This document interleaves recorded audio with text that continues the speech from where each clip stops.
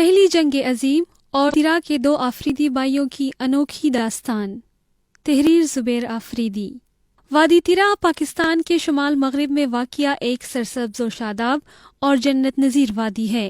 یہاں پر رہنے والے قبائل بالعموم آفریدی ہے۔ افغان مورخین نے آفریدی قوم کو قیس عبدالرشید کے بیٹے غورغشت کی اولاد ظاہر کیا ہے۔ ویسے تو آفریدی قوم کی تاریخ شجاعت اور بہادری کی داستانوں سے بھری پڑی ہے، لیکن آفریدی قوم کے کمبرخیل قبیلے سے تعلق رکھنے والے دو بھائیوں کی انوکھی داستان ایسی ہے جس کی مثال شاید ہی دنیا میں کہیں پر ملے۔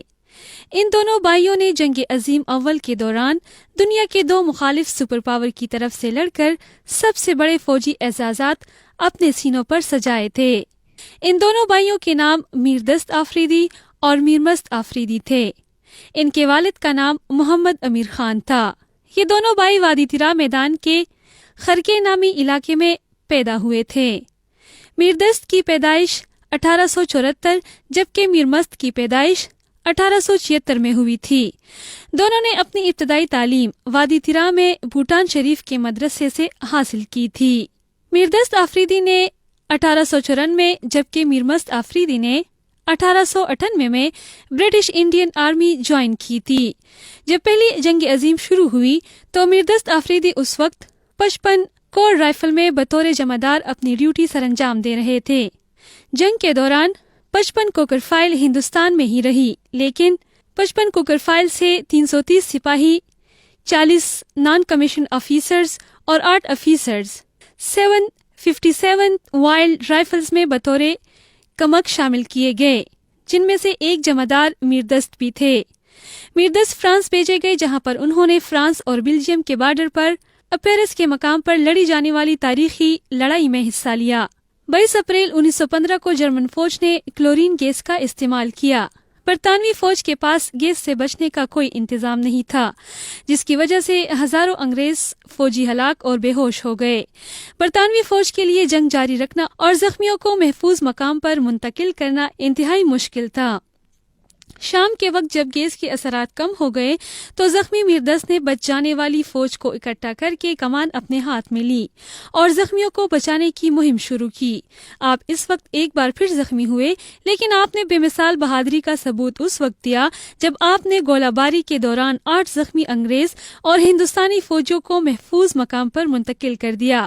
اس بہادری کے صلے میں برطانوی بادشاہ جارج ولیم پنجم نے رائل پویلین ہسپتال لندن میں میردست کے سینے پر سب سے بڑا فوجی اعزاز وکٹوریہ کراس سجا دیا۔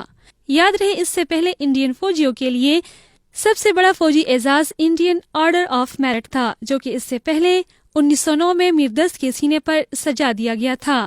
اس کے ساتھ ساتھ آپ کو خان بہادر کا خطاب بھی ملا۔ خراب صحت کی وجہ سے میردست آفریدی فوج سے ریٹائرڈ ہوئے اور باقی زندگی قوم کی خدمت کے لیے وقف کر دی۔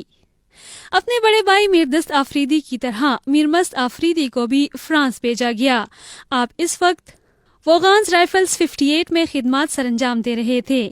میرمست آفریدی نے نیو شپیل کے محاذ پر جرمن فوج کا بہادری سے مقابلہ کیا، لیکن اچانک 4 مارچ 1915 کی یکبست رات کے اندھیرے میں صبح کا اجالا پھیلنے سے پہلے برطانوی کمانڈر کو ایک بری خبر ملی کہ 27 آفریدی سپاہی اپنی بندوق سمیت غائب ہو چکے ہیں۔